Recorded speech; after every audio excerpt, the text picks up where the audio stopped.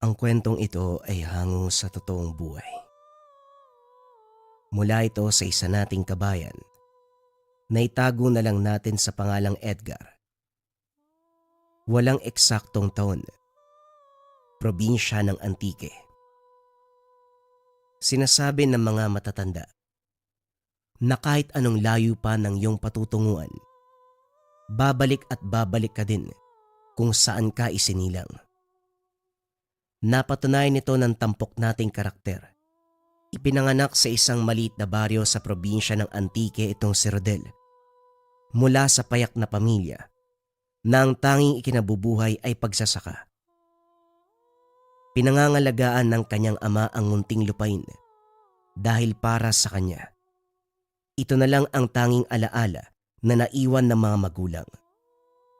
Bukod sa pagsasaka, kilala din bilang albularyo sa lugar si Mang Nestor. Bilang anak ng isang manggagamot, kahit papano ay may nalalaman si Rodel sa gawain ng kanyang ama. Bata pa lamang, tinuruan ito ng mga pamamaraan kung paanong malulunasan ang simpleng karamdaman. Ngunit mula doon, hindi na pinaunlad ni Rodel ang kaalaman. Nagnais ito ng mas maunlad na buhay. Nagpaalam ang binata na luluwas ng Maynila upang makapagtrabaho. Dahil na rin sa pag-uudyok ng pinsan, naingganyong sumama si Rodel. Lingid sa kalaman ng binata, ito pala ang magiging daan ng pagbabago sa kanyang buhay. Total may isip ka naman ah. At sa palagay ko alam mo na ang ginagawa mo. Sige, hindi kita hahadlangan. Sana lang sa sandaling mahanap mo ang iyong sarili, wag mong kakalimutan ang iyong pinanggalingan. Oo naman tay, wag po kayo mag-alala. Hindi naman ako panghabang buhay na mawawala eh. Gusto ko lang kayong bigyan ni nanay na magandang buhay. Alam ko, mahabang taon ang kailangan kong bunuin pero magsasakripisyo ko para lang matupad yung pangarap ko para sa inyo. Alam mo Rodel, matanda na kami ng nanay mo. Hindi mo na dapat paglaanan pa ng ganyang uri ng pangarap. Masasabi namin na kontento na kami sa kung anong meron kami. Ako nga ang dapat magsabi sa iyo ng ganyan dahil kami ang mga magulang mo. Tatay, ang responsibilidad nyo bilang mga magulang, may hangganan yan. Dumating na ang pagkakataong yun. Hayaan mo ako naman na magbalik ng kung ano man ang ginawa nyo para sa akin. Bakit? Kahit nandito ka lang, nagagawa mo naman suklian ang lahat ng sakripisyo namin ah. Nakikita ko nagbubunga ang aming sakripisyo, Rodel. Lumaki kang mabuting tawat para sa akin. Sapat na yon. Para naman po sa akin, ginagampanan ko lang ang pagiging anak ko sa inyo ni nanay. Pero hindi yun ang paraan ko para ibalik ang sakripisyo nyo. Antayin nyo lang po ko, tay. Pag-uusap ng mag-ama. Kinabukasan, maagang nagbiyahe si Rodel paluwas ng Maynila. Pag-apak nito sa kanilang bakuran, hindi na muling lumingon ang binata. Bagaman naririnig nito ang inang umiiyak, hindi nagpadala sa emosyon si Rodel. Isa sa mga ugali nito, pinaninindigan ang anumang naging pasya. Habang nasa biyahe, sinabi nito sa sarili na tutuparin ang lahat ng mga ipinangako sa magulang. Pagdating ng binata sa syudad, kagad itong nakapasok sa trabaho dahil sa malaking pangangatawan. Unang araw pa lang sa trabaho, napuri kagad ito ng kanilang amo. Mahusay. Sana hindi ka ningaskugon kagaya ng iba mong kasama dito. Ipagpatuloy mo lang ang sipag mo. Magkakasundo tayo. Wika ng may-ari ng pagawaan na itago na lang natin sa pangalang William. Huwag po kayo mag-alala, amo. Ilang araw lang, makakabisado ko ang lahat ng gawain dito. Pagpasensyaan nyo na po kung medyo may kabagalan ako sa pagkilos.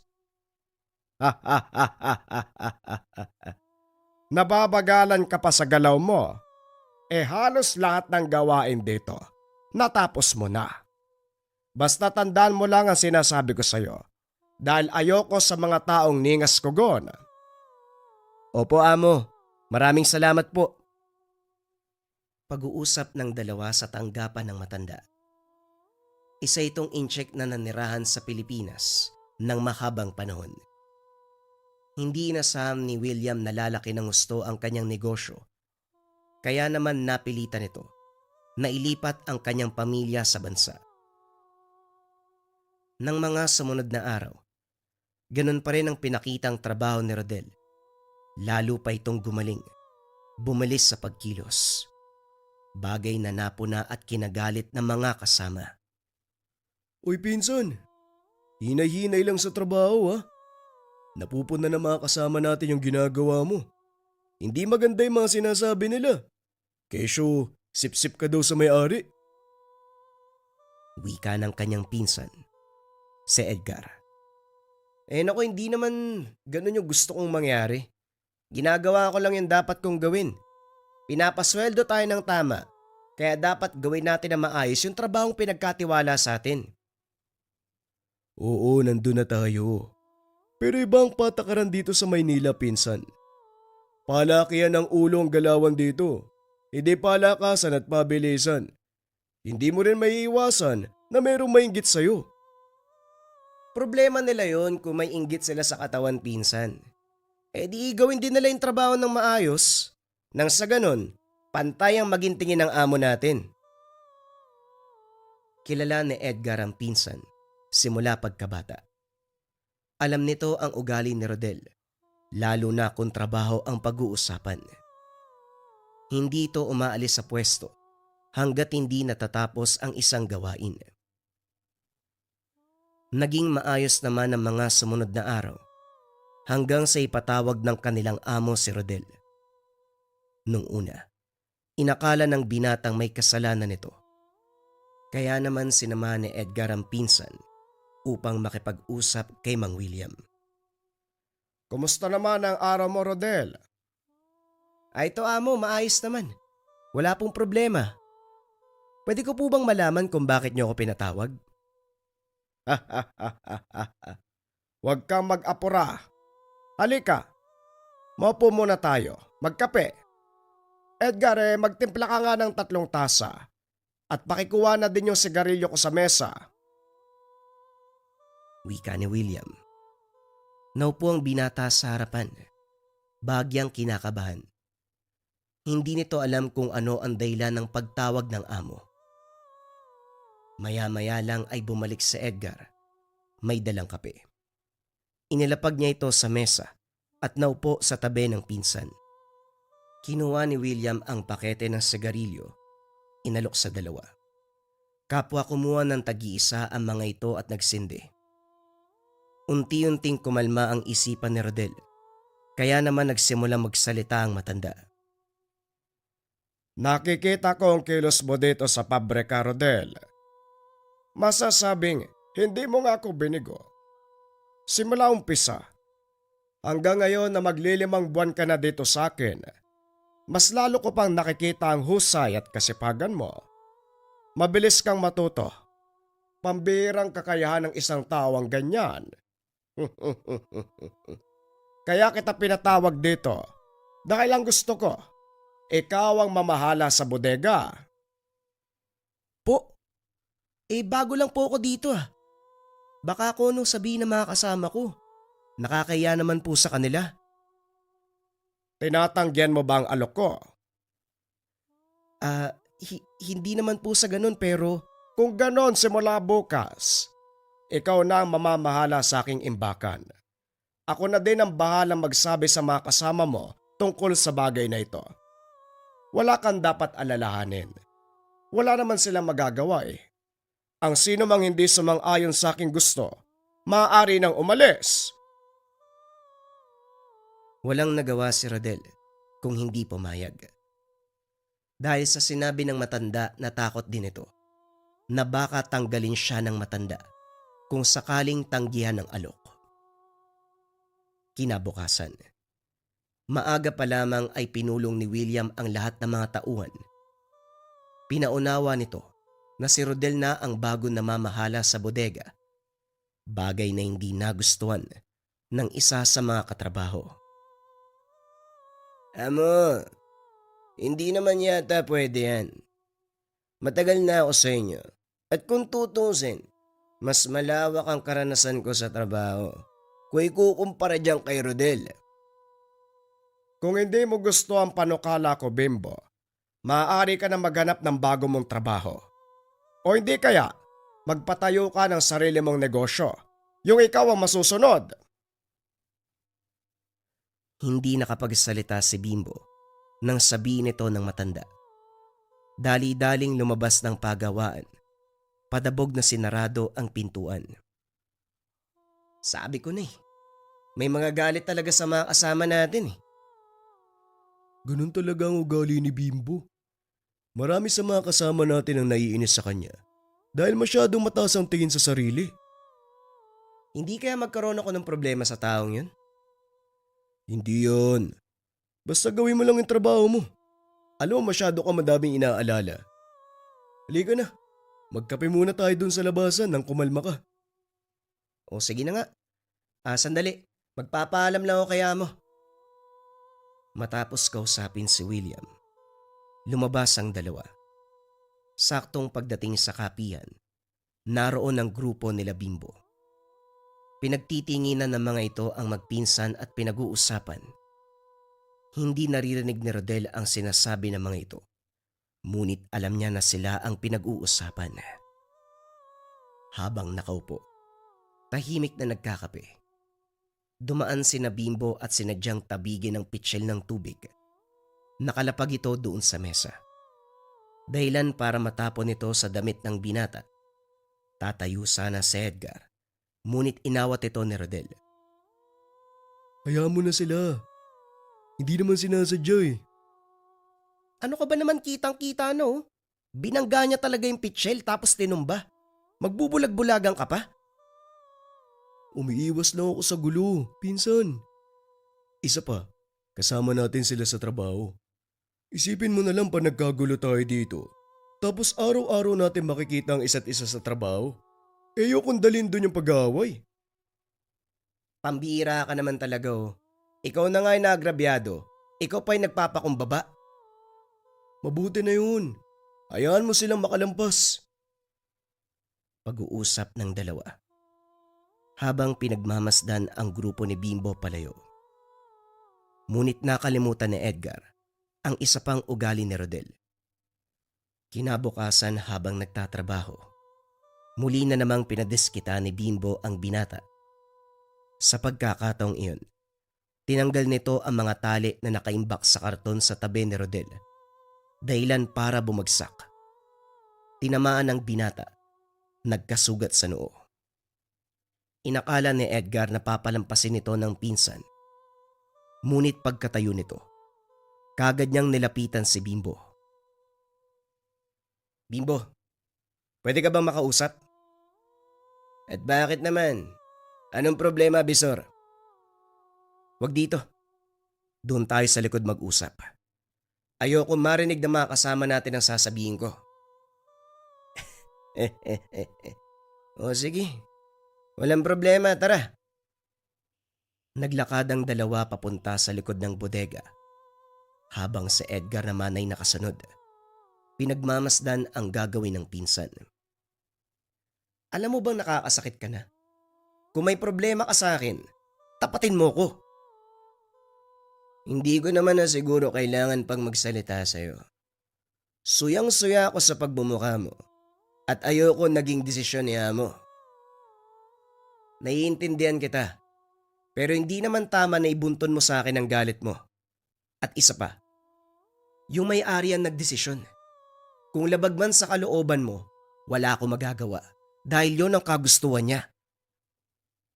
Ang sabihin mo, Rodel, gusto mo din naman nangyari. Dahil kung hindi, matagal mo na yung binitawan. Pumunta ako sa syudad upang kumita ng pera. May ahon ng pamilya ko sa kahirapan. Kung ano man ang narating ko ngayon, dahil yon sa pagsusumikap ko. Kaya oo, ginusto ko marating ang posisyon dahil ito ang pinangarap ko. magkaroon ng desenteng trabaho. Kung ganon, ano pa ang dahilan ng pag-uusap natin dito? Para balaan ka. Sa susunod daw ulitin mo pa ang ginawa mo. Hindi na kita papalampasin. Hanggang 3 lang ang bilang na alam ko, Bimbo. Nakakadalawa ka na, kaibigan. Wag mo akong tinatakot, Rodel. Dahil hindi mo alam ang kaya kong gawin sa isang kagaya mo. Wika ng binata. Matapos ay naglakad na ito palayo. Naiwan naman si Bimbo nang gagalaite. Sinalubong ni Edgar si Rodel para tanungin kung ano ang nangyari. Rodel, anong sinabi mo doon kay Bimbo? Bakit parang galit na galit sa'yo? Binigyan ko lang ng huling babala si Bimbo. Sa susunod na ulitin pa niya yung mga ginagawa sa akin. Hindi ko na siya papalampasin. Naku, may nakalimutan akong sabihin sa'yo tungkol sa taong yun. May lahing mambabarang si Bimbo. Nakalimutan mo rin yata. Mula ako saan ka namamanggagamot. Huwag kang mag-alala. Dahil malalaman ko kung sakali may gagawin siya sa akin. Pero mag-iingat ka pa rin. Patraidor kung tumira si Bimbo. Salamat sa babala, kaibigan. Pero huwag kang mag-alala. Hindi naman ako natatakot sa kanya eh. Pag-uusap ng dalawa. Nagpatuloy sa pagtatrabaho si Rodel. Maging si Bimbo ay pinagpatuloy ang ginagawa na parang walang nangyari. Nang mga sumunod na araw, wala namang nangyaring kakaiba. Hindi gumawa ng kahit ano si Bimbo, maging ang mga kasama nito. Tila mga tutang sunod-sunuran sa mga inuutos ni Rodel. Ngunit makalipas ang ilang linggo, habang nagtatanghalian biglang nakaramdam ng kakaiba si Rodel. Nanayo ang buhok nito sa batok. Nagkataong hindi nito kasama si Edgar, kaya nangamba ang binata hindi para sa sarili, kundi para sa kaligtasan ng pinsan. Dali-dali nitong tinapos ang pagkain. Muling bumalik sa pabrika. Nakita nitong nakaupo sa sulok ang pinsan habang sinasapo ang sikmura. Anong nangyari sa'yo, Edgar? At saka nasa na mga kasama natin? Hindi ko alam, pinsan. Pero ang sama ng pakiramdam ko ngayon eh. Biglaan nga lang din eh. Halika nga, tumayo ka dyan. Doon tayo sa opisina. Wala pa naman si amo eh. Dinala ng binata si Edgar sa opisina ng amo. Sinuri niya ito.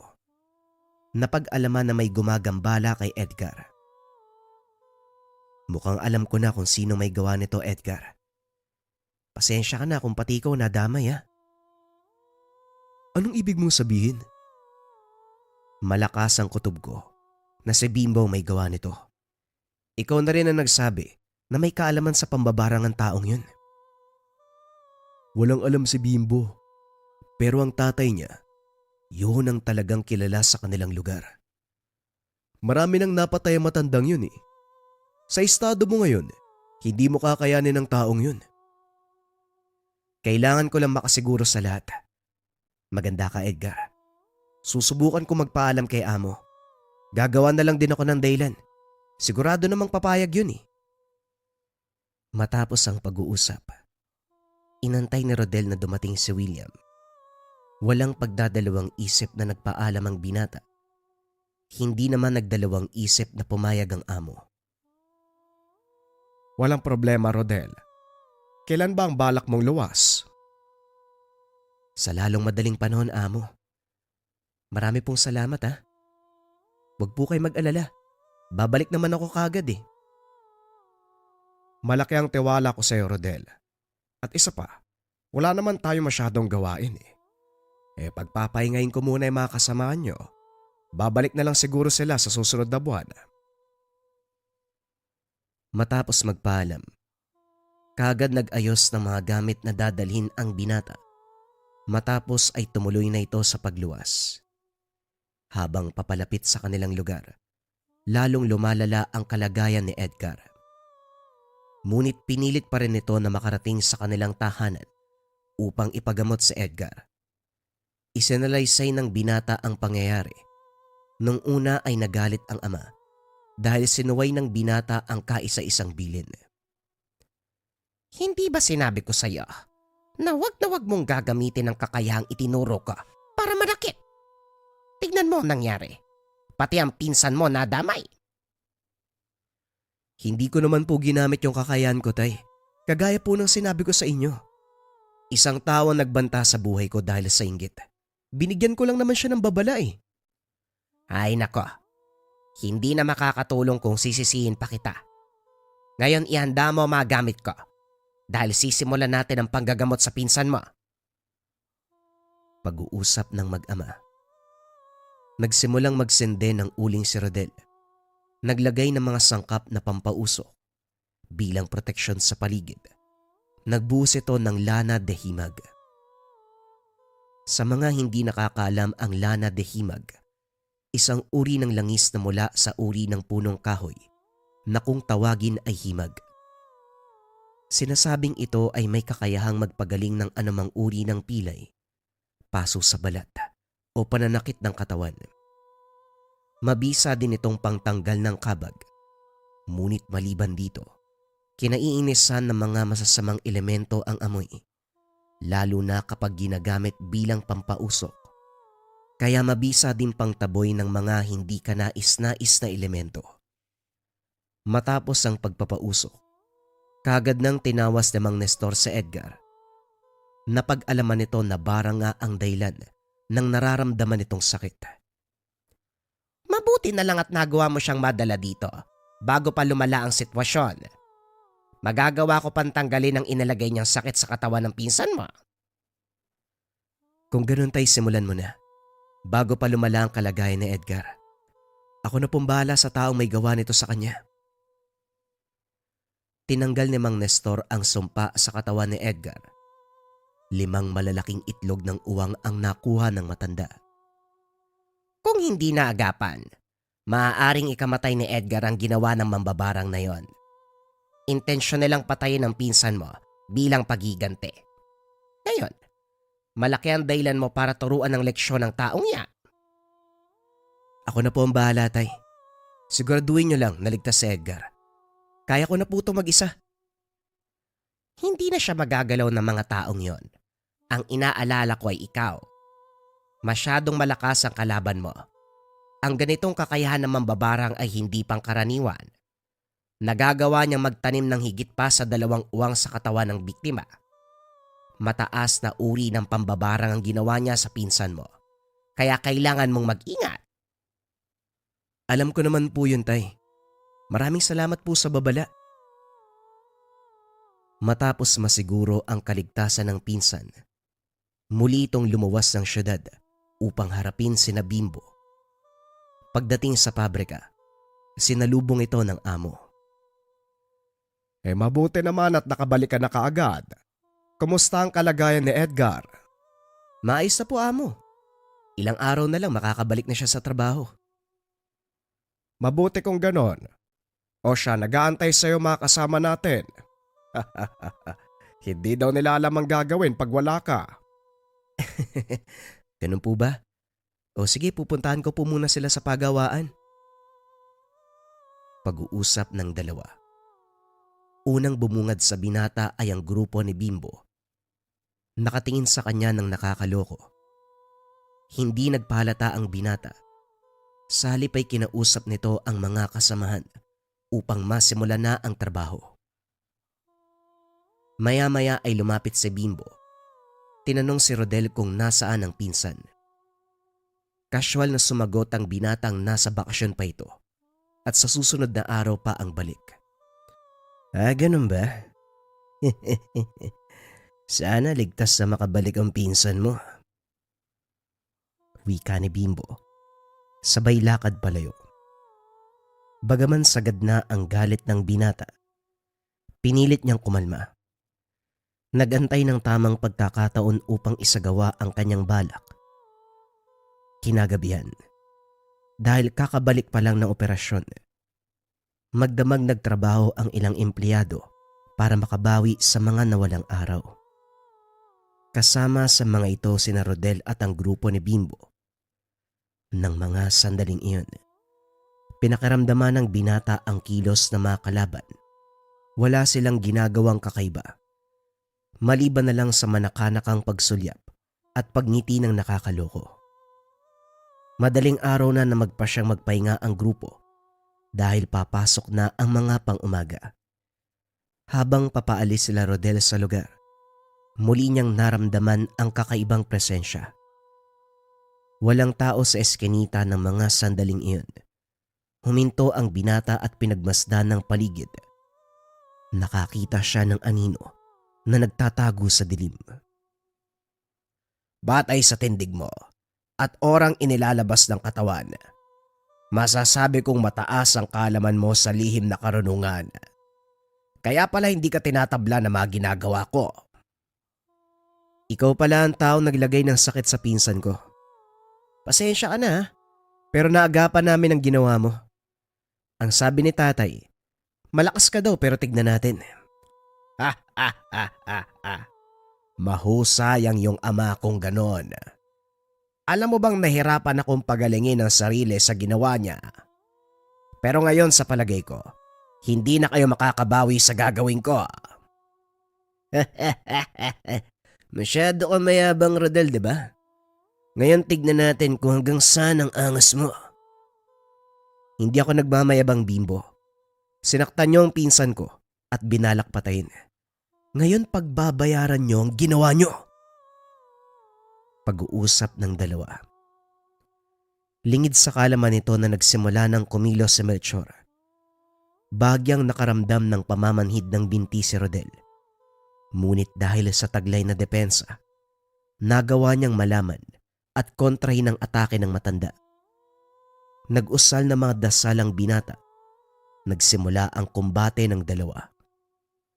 Walang sino man ang kumikilos. Maging si Bimbo ay hindi alam ang nangyayari. Ngunit para sa mga taong may mataas na spiritual na kakayahan, makikitang nagtatagisan ng lakas ang mga ito sa pamamagitan ng mga dasal. Kapwa hindi nagpapatalo. Bagaman ito ang unang pagkakataon ni Rodel na umarap sa pakikipagkumbate, kampante siyang magagawa niyang talunin ang matandang mambabarang.